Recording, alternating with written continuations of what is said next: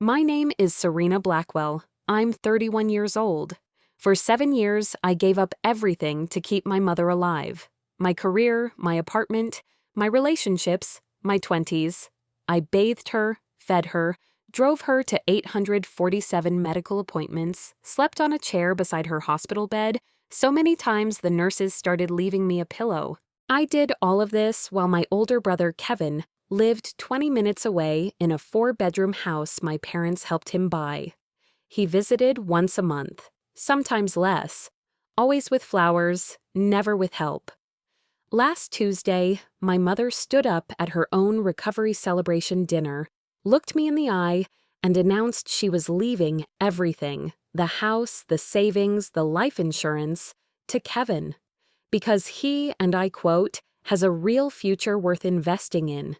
She said this in front of 40 people.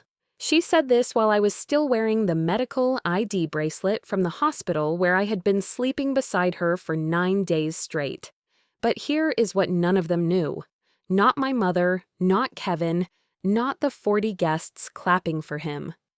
I had found something 3 weeks earlier, a document hidden in my mother's filing cabinet that proved this wasn't just favoritism. It was a plan. A 7-year plan to use me as free labor while funneling every dollar to my brother. And what I did with that document would shatter everything they thought they had built. Millbrook, Connecticut. That is where I grew up. A quiet town where everyone knew everyone and reputation was currency. My mother, Judith Blackwell, was a retired school administrator. Respected, proper. The kind of woman who sent handwritten thank you cards and never raised her voice in public. My father, Alan Blackwell, was an insurance broker. Steady, quiet. The man who kept the lights on and never complained about it. On the surface, we were fine. A nice house on Cedarwood Lane, 2 cars in the driveway, Christmas cards with matching sweaters. But every family has its math, and I learned mine early. Kevin was the firstborn, 3 years older than me. He played varsity baseball, got into University of Connecticut on a partial scholarship, graduated with a business degree. My parents talked about Kevin the way other people talk about the weather, constantly, casually, like his existence was the most natural and important thing in the world. Kevin's game this Saturday, Kevin's new job, Kevin's girlfriend is so lovely. Kevin is thinking about buying a house. Can you believe it? And then there was me, Serena, the quiet one, the responsible one, the one who started doing laundry at 11 because my mother said it built character, the one who cooked dinner 3 nights a week by the time I was 14 because Mom had migraines and Kevin had practice. I never resented it. Not then. I told myself this was just what families did. Someone had to be the helper. Someone had to be the backbone. I did not realize I was being auditioned for a role I would never be allowed to leave. My father died when I was 19. Heart attack. November 3rd, 2012. He was 54 years old. Went to work on a Tuesday morning, complained about chest tightness at lunch, collapsed in the parking lot at 2:17 in the afternoon. Dead before the ambulance arrived. I was a sophomore at Central Connecticut State University, pre-nursing program. I had a 3.8 GPA and a part-time job at a pediatric clinic answering phones. I loved it. The doctors there said I had instincts, the kind of calm, steady presence that made patients trust you before you said a word.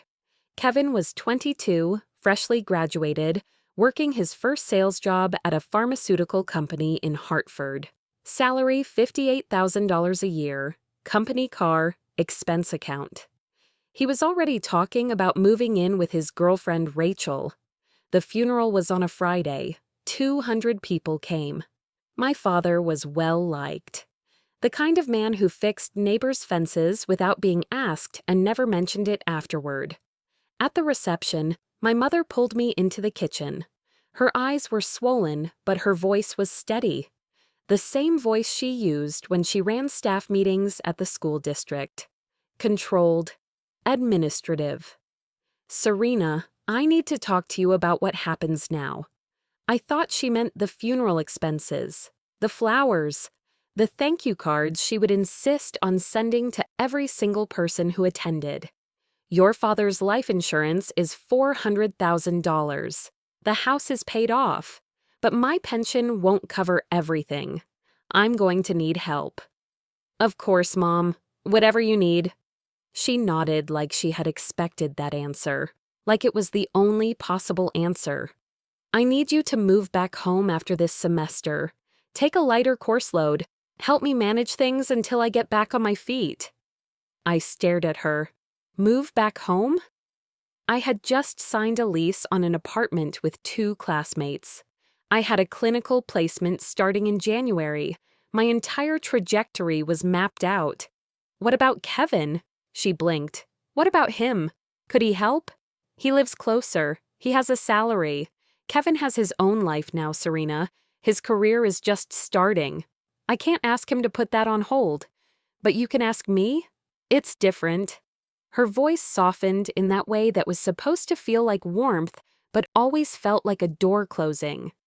You're better at this. You've always been the caretaker. There it was. Not a compliment, an assignment. I moved home in December 2012. Told myself it was temporary. 6 months, maybe a year. Just until Mom adjusted to life without Dad.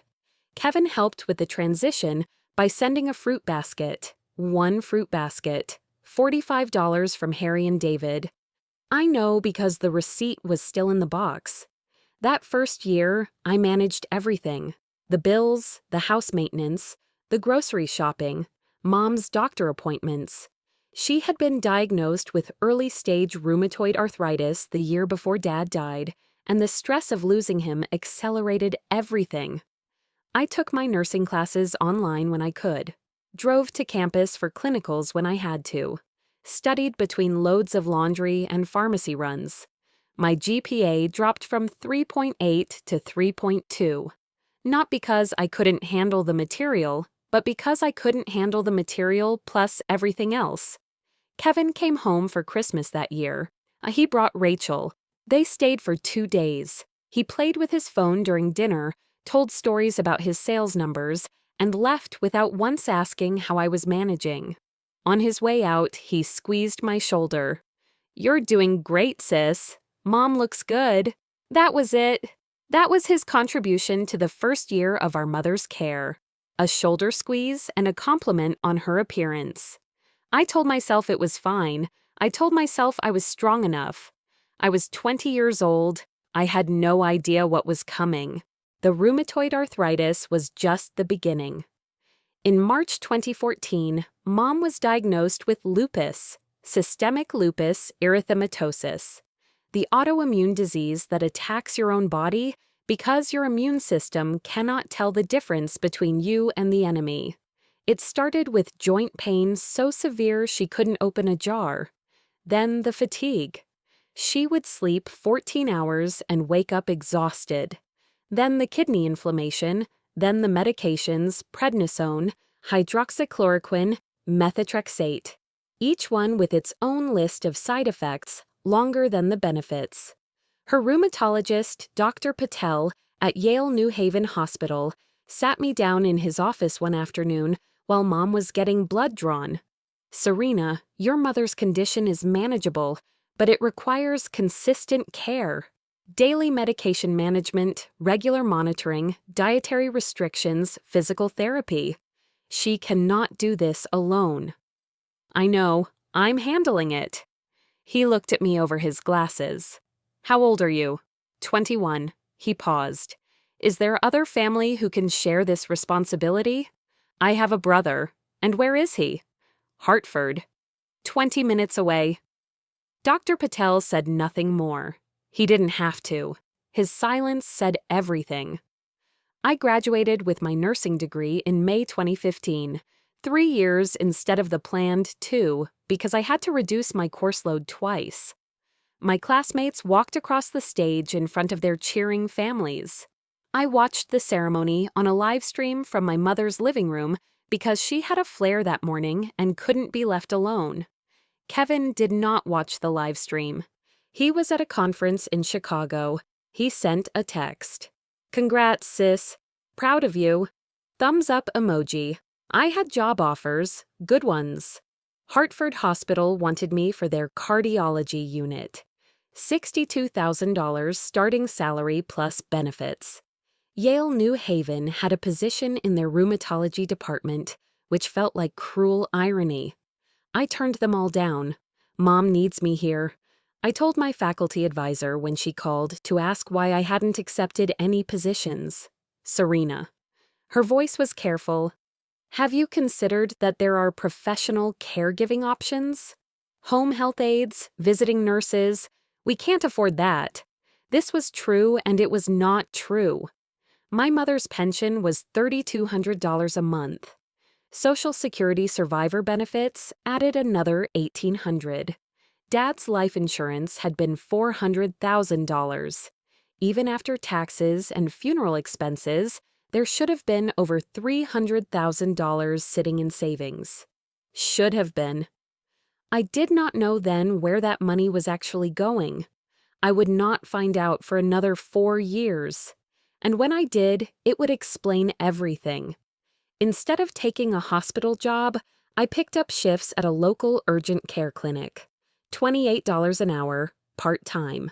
Flexible enough that I could schedule around Mom's appointments, her medications, her good days, and her terrible days. My annual income in 2016, the year I should have been building a career, was $31,000 before taxes. Kevin's income that same year was $112,000. He had been promoted twice. He and Rachel bought a house in West Hartford. 4 bedrooms, 2.5 baths, finished basement. Purchase price $385,000. My mother contributed $60,000 toward his down payment. I did not know this at the time. She told me about it casually, almost accidentally, 3 years later. Kevin needed a little help getting started, she said, like it was nothing. Like $60,000 was pocket change. Like the fact that I was earning $31,000 a year while caring for her full time was irrelevant. But I'm getting ahead of myself. In 2016, I still believed the lie. The lie that said if I just kept giving, kept sacrificing, kept being the good daughter, eventually it would be recognized. Eventually it would matter. It did not. Let me give you the numbers. Not because numbers tell the whole story, but because they tell the part of the story that no one can argue with. From 2013 to 2024, 7 years of full-time caregiving, this is what I gave. Medical appointments driven to and attended, 847. I kept a log. Not because I wanted credit, but because the doctors needed records of her symptoms, her reactions, her medication changes. Every appointment documented in a green spiral notebook I bought at CVS for $3.49. Hours spent on caregiving per week. Between 40 and 60, depending on whether she was in a flare. That is a full-time job. Some weeks it was overtime, exposed income. I calculated this once during a particularly dark night when I couldn't sleep. If I had taken the Hartford Hospital job in 2015 and progressed normally with standard raises and promotions, I would have earned approximately $480,000 over those 7 years. Instead, I earned roughly $210,000 working part-time shifts around my mother's care schedule. The difference, $270,000 in lost wages, was the invisible price of being the good daughter. But the financial cost was only part of it. I lost David in 2017. We had been dating for 8 months. He was a paramedic I met at the urgent care clinic, patient, funny, the kind of man who brought coffee without being asked and remembered how I liked it. Light roast, 2 sugars, splash of oat milk. He understood shift work. He understood medical emergencies. What he could not understand was why I canceled every other date, because my mother needed something. "Serena," he said one evening when I called to cancel dinner for the third time in 2 weeks. I care about you, but I feel like I am dating your mother's illness, not you. I'm sorry, she had a bad day. She couldn't.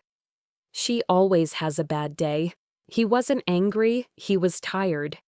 And you always choose her. When do you choose yourself? When do you choose us? I didn't have an answer. We broke up the following week. He cried. I didn't. I had forgotten how. I lost friendships the same way. Slowly, then all at once. College friends stopped calling when I declined the 5th invitation in a row. Colleagues at the clinic kept a polite distance when they realized I would never be available for after-work drinks or weekend trips. My social circle shrank to my mother, her doctors, and the pharmacy staff who knew me by name. Meanwhile, Kevin's life expanded. 2017, promoted to regional sales director. 2018, Rachel had their first baby, a boy named Caleb. My mother flew to Hartford for 2 weeks to help with the newborn. Flew. The woman who couldn't be left alone when I wanted to attend my own graduation somehow managed a trip to Hartford to help Kevin's wife. I drove her to the airport, carried her bags, watched her walk through security with a lightness in her step I hadn't seen in years. When I picked her up 2 weeks later, she talked about Caleb for 45 minutes straight, how beautiful he was, how Kevin was such a natural father, how Rachel was lucky to have him. She did not ask me a single question about my 2 weeks alone, the first real break I had in years. 2019, Kevin and Rachel had a second baby, a girl, Emma. Mom went to Hartford again, 3 weeks this time. 2020, the pandemic hit. Kevin worked from home in his 4-bedroom house with his wife and 2 children and a backyard with a swing set. I was locked in my mother's house, managing her immunosuppressant medications during a global pandemic that specifically targeted immunocompromised people. I did not sleep through the night for 4 months. Kevin called every Sunday at 6 in the evening. The calls lasted exactly 12 minutes. I know because I started timing them. He would ask how Mom was, never how I was. He would update us on the kids. Then he would say, "Love you guys," and hang up. 12 minutes a week. That was Kevin's contribution to our mother's care during a pandemic. Mine was every other minute of every day. January 2024. The discovery that changed everything happened because of a water heater. The old one burst on a Thursday night. Water flooded the basement, soaking through boxes of stored paperwork. I spent the next morning hauling soaked cardboard up the stairs, spreading documents across the kitchen floor to dry. Most of it was junk. Old tax returns, expired warranties, instruction manuals for appliances we no longer owned. But tucked inside a warped manila folder labeled Estate, I found something that stopped me cold. A trust document.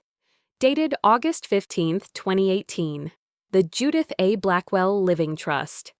I sat on the kitchen floor, wet denim soaking through from the damp tiles, and read it 3 times. The trust had been created by an attorney named Philip Cranston at Cranston and Webb, a firm in Hartford I had never heard of. It was comprehensive, detailed, clearly expensive to prepare. Someone had paid good money for this. The key provisions were devastating. The house at 14 Cedarwood Lane, currently valued at approximately $520,000, to be transferred to Kevin Allen Blackwell upon the death or permanent incapacitation of the grantor. All liquid assets held in savings, investment, and retirement accounts, estimated combined value $285,000 at time of trust creation, to be distributed as follows: 85% to Kevin Allen Blackwell, 15% to Serena Marie Blackwell. I read that line 4 times. 85 and 15, not 50-50, not even 60-40. 85% to the son who visited once a month and called for 12 minutes on Sundays. 15% to the daughter who had given up 7 years of her life. But that was not the worst part. Page 7, Section 4, Paragraph 3. A clause I almost missed because the legal language was dense and my hands were shaking. In recognition of Serena Marie Blackwell's role as primary caregiver, no additional compensation shall be provided beyond room and board at the family residence during the caregiving period. Said caregiving is considered a familial obligation and not a contractual arrangement. Familial obligation. They had a legal term for what I had been doing. They had anticipated that I might someday ask for compensation and preemptively shut the door. This was not an accident. This was not a mother who simply forgot to update her will. This was planned. Carefully, deliberately, with legal counsel, while I was in the next room crushing her pills into applesauce because she couldn't swallow them whole. I kept reading. The trust had been amended once, in 2020. The amendment added a specific provision. The $60,000 previously given to Kevin for his home purchase was reclassified as an early distribution, not a gift. This meant it would not be deducted from his 85% share. She had given him $60,000 of what should have been shared inheritance, then changed the paperwork so it wouldn't count against him. I sat on that kitchen floor for an hour. The water heater company called twice. I didn't answer. My mother called down from her bedroom asking about lunch. I didn't answer that either. When I finally stood, my knees ached and my eyes were dry. I had expected tears. Instead, I felt something I had never felt before in 31 years of being Serena Blackwell. Clarity, not anger, not heartbreak. Clarity. The kind that comes when you finally see the picture you have been standing too close to your entire life. I was not the beloved daughter making a noble sacrifice. I was free labor with an expiration date. And when that expiration date arrived, when my mother no longer needed me, I would be discarded with 15% and a legal document that called my devotion a familial obligation. I photographed every page, uploaded them to cloud storage, made 3 backup copies. Then I put the folder back exactly where I found it, inside the warped manila envelope, back in the basement. My mother never knew I found it, not yet. Before we continue, let me ask you something. Have you ever given everything to someone only to discover they were planning to leave you with nothing? I would love to know what you would have done in my position. Drop a comment below. And if you want to see how this all unfolds, hit that subscribe button because what happened at that dinner, even I didn't see coming. March 2024. My mother's health had stabilized significantly. The new biologic medication Dr. Patel prescribed in late 2023 was working. Her flares were less frequent. Her energy was returning. For the first time in years, she could walk to the mailbox without needing to rest afterward. She announced the recovery dinner on a Monday morning, standing in the kitchen in her bathrobe, looking healthier than I had seen her in half a decade. I want to have a celebration, a real one. Invite the family, the neighbors, Pastor Williams. I want everyone to see how far I've come. She smiled at me. And I want to make a special announcement. What kind of announcement? You'll see. She patted my arm with a warmth that felt practiced. You deserve to know how much I appreciate everything you've done. For one brief, foolish moment, I believed her. I spent 2 weeks planning that dinner. Booked the private room at Millbrook Country Inn, $1,200. Arranged catering, $2,800. Flowers, $400. Invitations sent to 40 people. I paid for everything from my savings because Mom said she wanted it to be special and her pension didn't stretch that far. $4,400. From the savings of a woman earning $31,000 a year. Kevin arrived the morning of the dinner with Rachel and the kids. He wore a new suit. Rachel had gotten her hair done. The children were dressed like catalog models. He hugged me at the door. "Sis, you look tired. You doing okay?" "I'm fine. You should take a vacation after this. You've earned it." He said this without irony. The dinner was beautiful. White tablecloths, candles, the good silverware the restaurant kept for special occasions. 40 guests filled the room. Family members, church friends, neighbors who had watched me carry groceries into the house week after week for 7 years. My mother looked radiant. She wore a blue dress I had ordered online for her. She moved through the room accepting hugs and compliments, like a queen receiving her court. At 7:30, she clinked her glass. "Everyone, I want to say a few words." The room quieted. I stood near the back, leaning against the wall. My surgical scar from an emergency appendectomy the previous year, performed while I was simultaneously managing Mom's medication schedule, ached faintly. 7 years ago, I was diagnosed with a disease that tried to take everything from me. My health, my independence, my hope. She paused for effect, but I survived because of the love of my family. Applause, warm smiles. Someone said, "Amen." And now that I'm entering this new chapter, I want to make sure my family is taken care of. She looked at Kevin, who was seated at the front table with Rachel and the children. "My son Kevin has been my rock through all of this. My vision blurred. He has built a beautiful life, a career, a family, a home. He represents everything Alan and I ever hoped for." She turned to the room, her voice swelling with pride. "Which is why I'm announcing tonight that I have established a trust, leaving my home and the majority of my estate to Kevin and his family, so that the Blackwell legacy continues through the next generation." Applause. Kevin stood, looking appropriately humble. Rachel wiped a tear. Someone whistled, and Serena. Mom turned to me. Her smile was gentle, almost pitying. "Of course, you will always have a place in this family. I could not have done this without you." That was it. 7 years of my life, summarized in one sentence. Sandwiched between Kevin's standing ovation and a round of applause I was apparently supposed to join. I didn't move, I didn't clap. I stood against that wall and felt the last thread of the lie I had been telling myself for 7 years finally snap. She knew exactly what she was doing. She had always known. And now she had said it out loud, in front of everyone, and expected me to smile. I did not smile.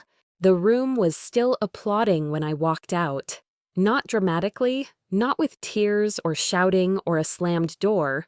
I simply turned, picked up my coat from the back of my chair, and walked through the private dining room door into the hallway of the Millbrook Country Inn. Nobody followed me. I don't think anyone even noticed. I sat in my car for 20 minutes. The engine was off. The windows fogged from my breathing. My phone buzzed 3 times. A text from Kevin. "Hey, where'd you go? Everything okay?" A text from a cousin. "Great speech from your mom. So sweet." And a text from my mother. "Serena, come back inside. People are asking where you are. Don't make this awkward. Don't make this awkward." I had just been publicly reduced to a footnote in my own family's story, and her concern was awkwardness. I drove home, not to my mother's house, to the urgent care clinic where I had been picking up shifts for 7 years. I parked in the empty lot and sat there until my breathing steadied. Then I called the only person I trusted completely. Aunt Clara answered on the second ring. Clara Mitchell was my father's older sister, 67 years old, retired family court judge from New Haven. She had spent 35 years presiding over custody disputes, estate battles, and family conflicts that made mine look like a disagreement over dinner plans. She and my mother had never gotten along. My mother called Clara opinionated. Clara called my mother calculating. After my father died, they stopped pretending to be civil. Clara was quietly excluded from family gatherings. Birthday invitations got lost in the mail.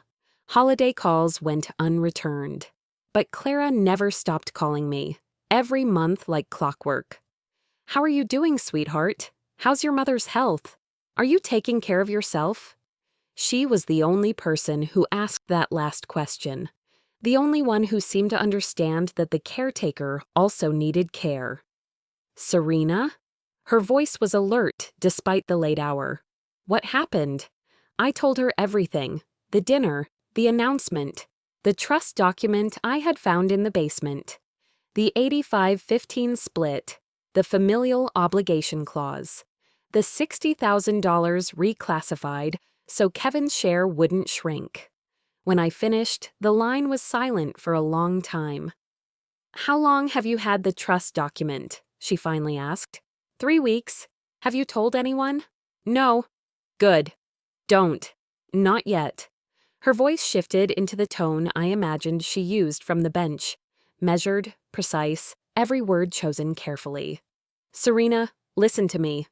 What your mother has done is legal, morally reprehensible, but legal. She can leave her estate to whoever she wants. I know.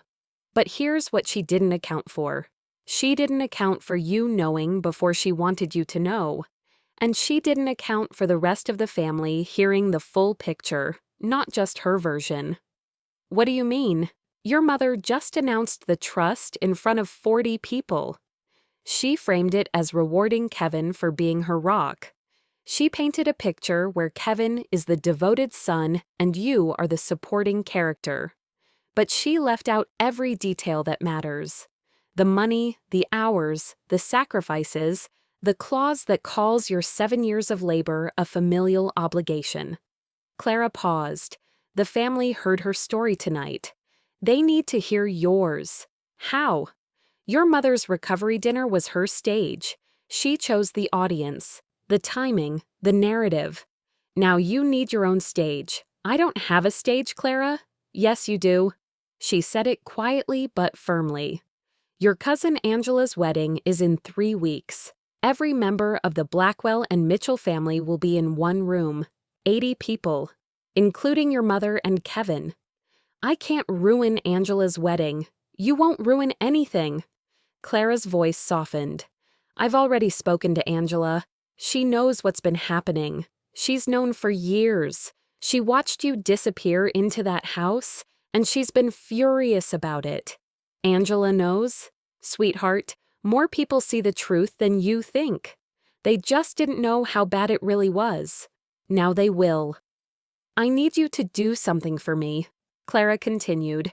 "Put together everything. The trust document, your bank records showing your income versus Kevin's, the medical appointment log, the spreadsheet of hours. Everything you have. I have all of it." "Of course you do." She almost laughed. "You're Alan's daughter." He documented everything too. "There's something else," I said. "I need a lawyer, not for a lawsuit. I don't want to sue my mother. But I need someone to review that trust and tell me if the familial obligation clause actually holds up." "I know exactly who to call," Clara said. "My former clerk, Daniel Okafor. He specializes in estate law now. He's brilliant and he doesn't suffer fools. Clara, I need you to understand something. I'm not doing this for money. I'm not doing this for revenge. I need people to know what happened. I need my mother to hear it said out loud in front of the same people she performed for tonight." "I know, sweetheart. That's not revenge. That's accountability." I hung up and sat in the dark parking lot for another 10 minutes. Then I drove to my mother's house, walked inside, and found her in the living room, watching television like nothing had happened. "Oh, you're back," she said, without looking up. "People were disappointed you left early. I'm sure they were. Kevin was asking about you. He wanted to make sure you weren't upset about the announcement." "I'm fine, Mom. Just tired." She nodded, satisfied with the answer she wanted to hear. "Good night, Serena, and thank you again for planning such a lovely dinner." I stood in the doorway, looking at this woman I had given 7 years of my life to. This woman who had just publicly handed everything to my brother while I stood in the back of the room like hired help. "Good night, Mom." I went to my room, opened my laptop, and began building the file that would change everything. 3 weeks later, April 20th, 2024. Angela Blackwell's wedding reception at the Riverside Estate in Milford, Connecticut. 82 guests. White tents on a manicured lawn.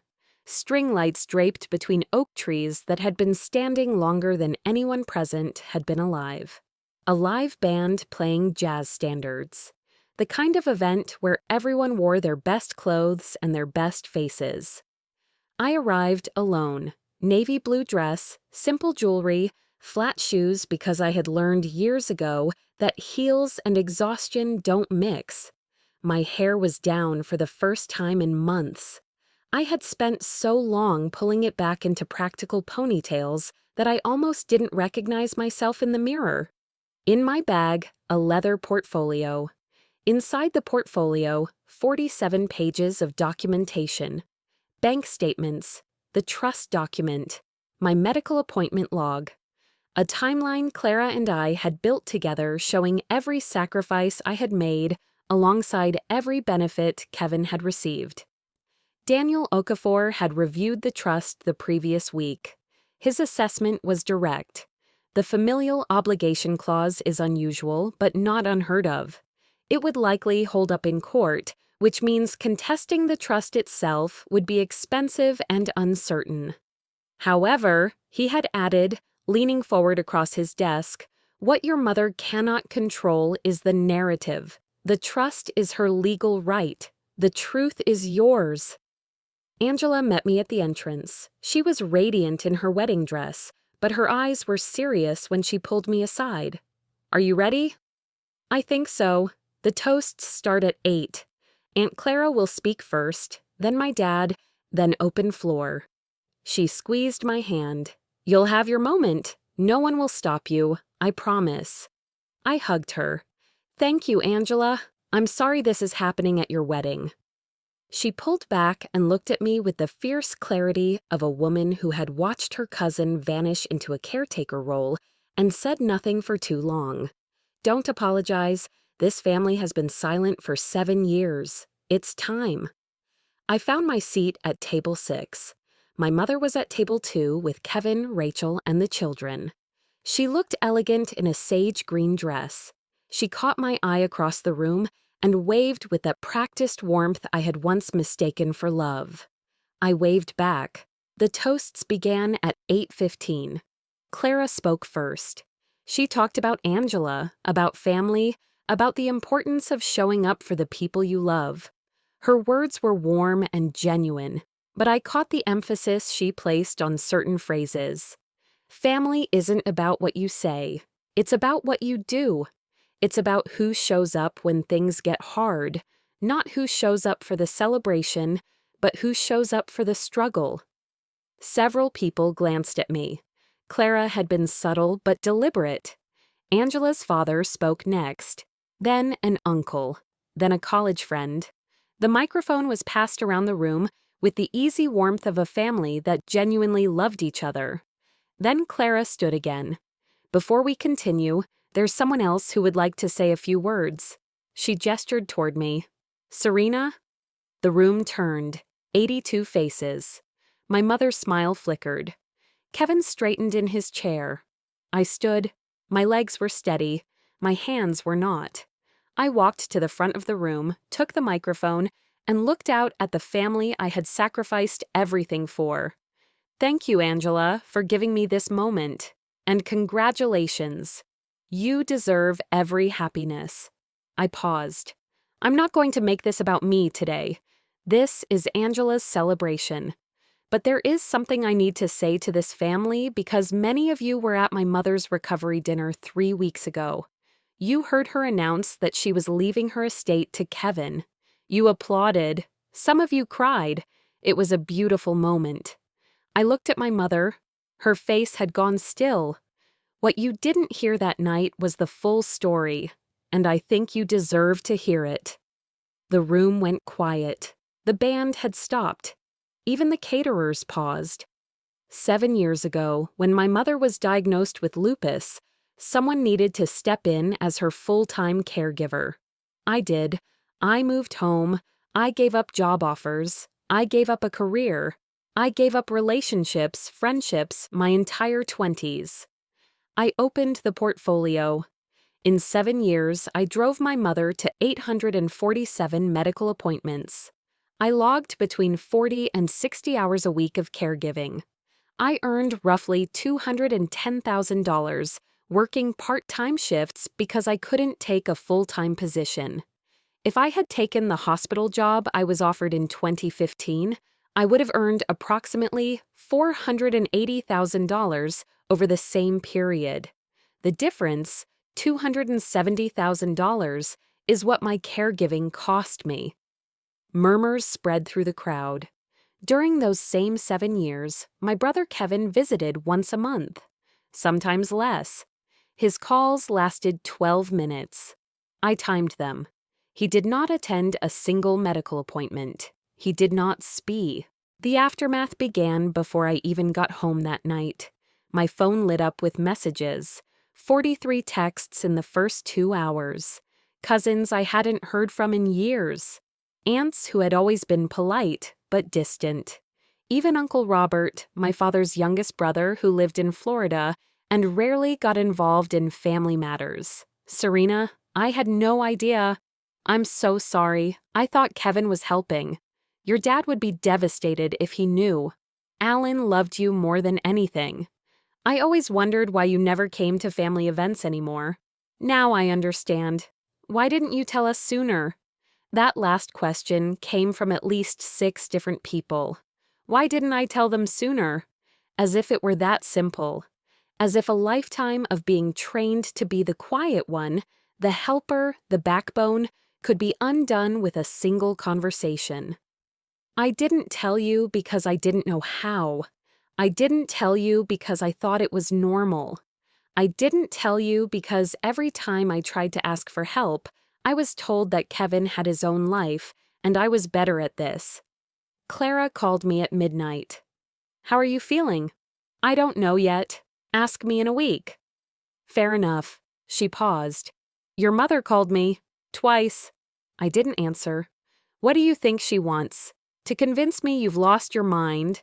To spin this the way she spun the recovery dinner? She'll say you're bitter, ungrateful, having a breakdown. She's already started. I had seen the text my mother sent to 3 family members before I even left the reception.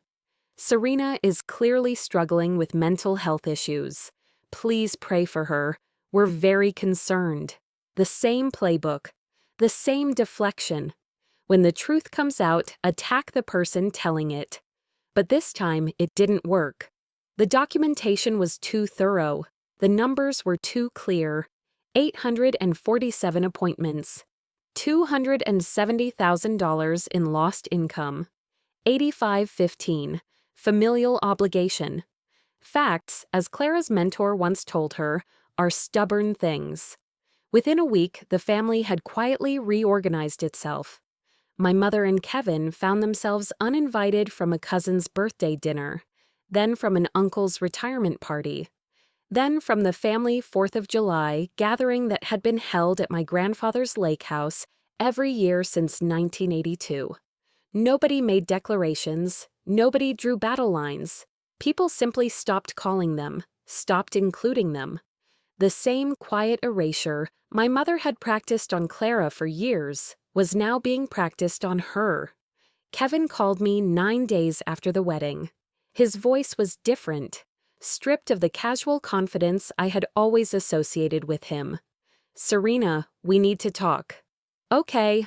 I didn't know about the trust. I swear I didn't know about the clause or the $60,000 being reclassified. But you knew Mom gave you $60,000 for the house. Long pause. Yeah, I knew that. And it never occurred to you to wonder where a woman on a pension got $60,000? I thought it was from Dad's life insurance. It was. And did you ever wonder why I was working part-time at an urgent care clinic while you were making six figures? Did you ever wonder how I was surviving? Longer pause. I told myself you were fine, that you wanted to be there, that taking care of Mom was your choice.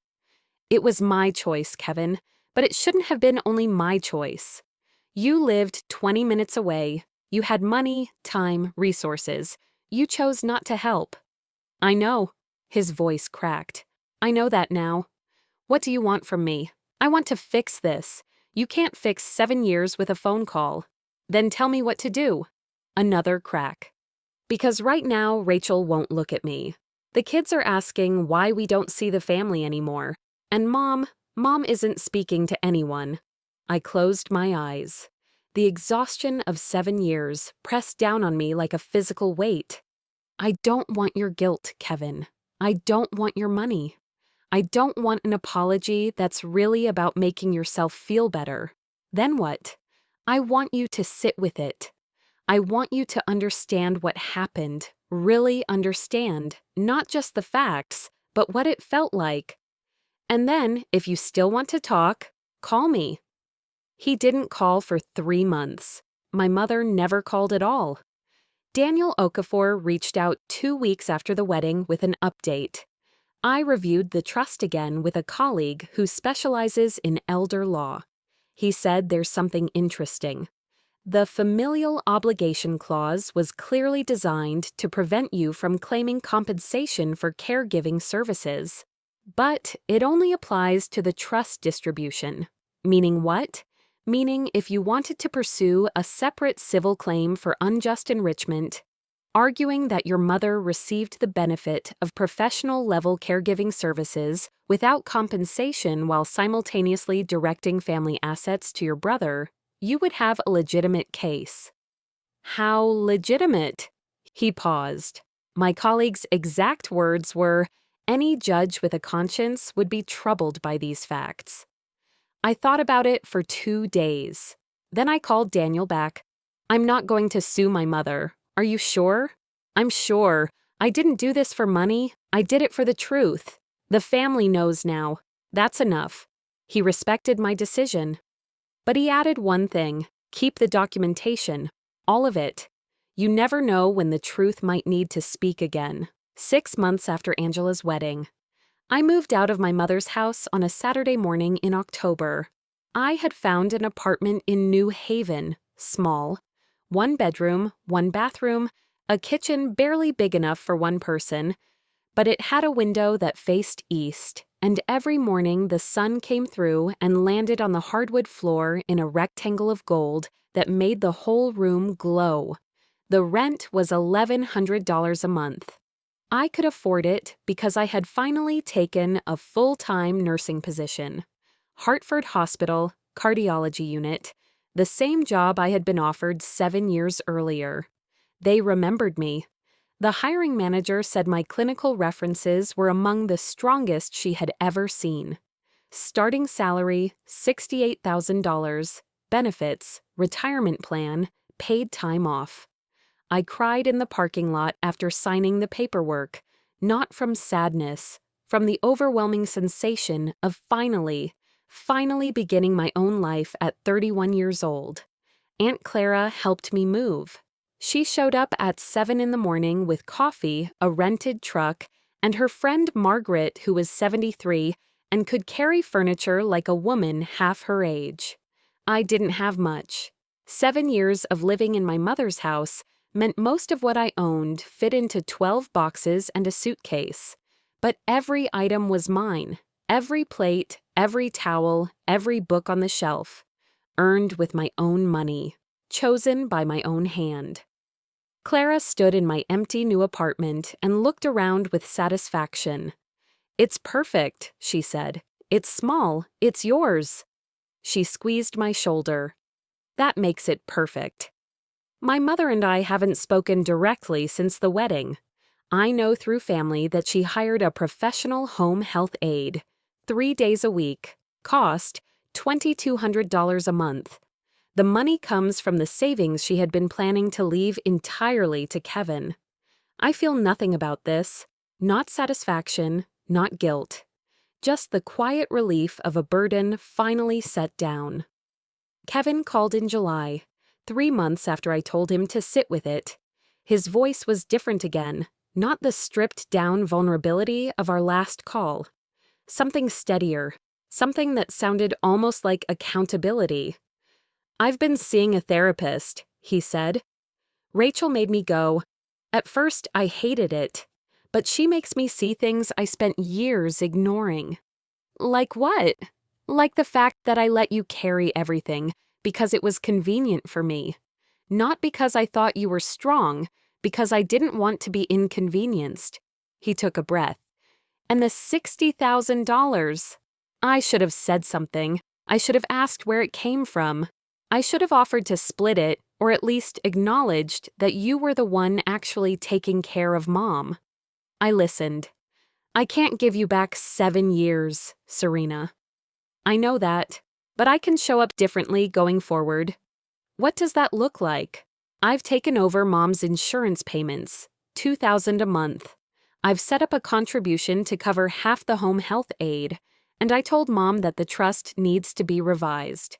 Equal split, 50-50, no conditions." "What did she say?" "She didn't talk to me for 2 weeks. He laughed quietly. Then she agreed. I think losing both of us scared her more than losing the money. I didn't respond right away. I sat with his words the way I had asked him to sit with mine. "Thank you, Kevin.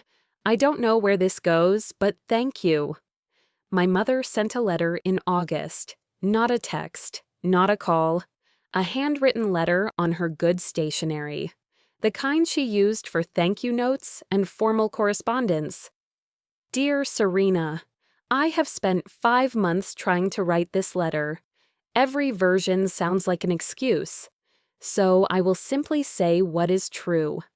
I took you for granted. I relied on you because you never said no, and I never stopped to consider what that cost you. I told myself you were happy. I told myself you chose this. I told myself that Kevin's life was more important because he had a family and you didn't. That was wrong. All of it. I cannot undo the trust as it was originally written, but Kevin and I have agreed to revise it. Equal distribution. The familial obligation clause has been removed. Philip Cranston has the amended documents. I am not asking for forgiveness. I don't think I have the right to ask for that. But I want you to know that I see you now. I see what you did. I see what it cost, and I am sorry. Your mother, Judith." I read it 3 times. Then I put it in a drawer. Not because it didn't matter, because it mattered too much to process all at once. Thanksgiving 2024, my apartment, the table seats 4. I bought it at a secondhand store for $80 and refinished it myself. Clara is here. Angela and her husband drove down from Hartford. Daniel Okafor, who has somehow become a friend, brought wine and a terrible joke about estate law. 4 people around a small table. No crystal, no silverware, no string quartet. Just turkey from the deli, homemade mashed potatoes, and a pumpkin pie that Angela burned slightly on one side. It was the best meal I have ever had. My mother was not there. Kevin was not there. We are not at that point. I don't know if we ever will be. But the door is not locked. It's just closed. And for the first time, I'm the one who gets to decide when it opens. Clara raised her glass. To Serena, who finally stopped caring everyone else and started caring herself. I raised mine. To everyone who's ever been the backbone of a family that forgot to say thank you. You are not invisible. You are not obligated. And you are worth so much more than what you give. If you are still here, let me leave you with this. For 7 years, I believed that love was something you earned through sacrifice. That if I just gave enough, eventually the people who were supposed to love me would see my value. I was wrong. Love is not a transaction. It is not a reward for being useful. It is not something you should have to buy with your time, your career, your health, or your happiness. The family I have now is small. Clara, Angela, Daniel, colleagues who became friends, a therapist who taught me that setting boundaries is not the same as being selfish. They didn't love me because of what I could provide. They loved me because of who I am. That is the difference. And it took losing almost everything to understand it. I don't know what happens next with my mother or Kevin. Maybe the revised trust is a beginning. Maybe the letter is genuine.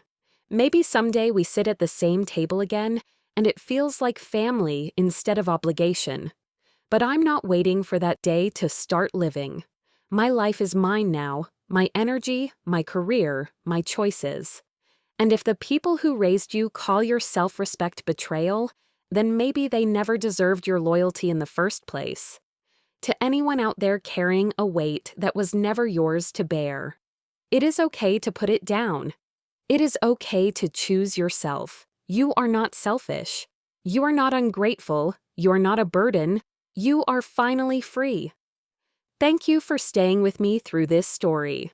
If it resonated with you, please hit that like button and subscribe. I want to hear from you. Have you ever had to draw a boundary with family? How did it change your life? Drop your thoughts in the comments. And if you want more stories like this, stories about standing up for yourself and finding your voice, check the link in the description. Until next time, take care of yourself. You deserve it.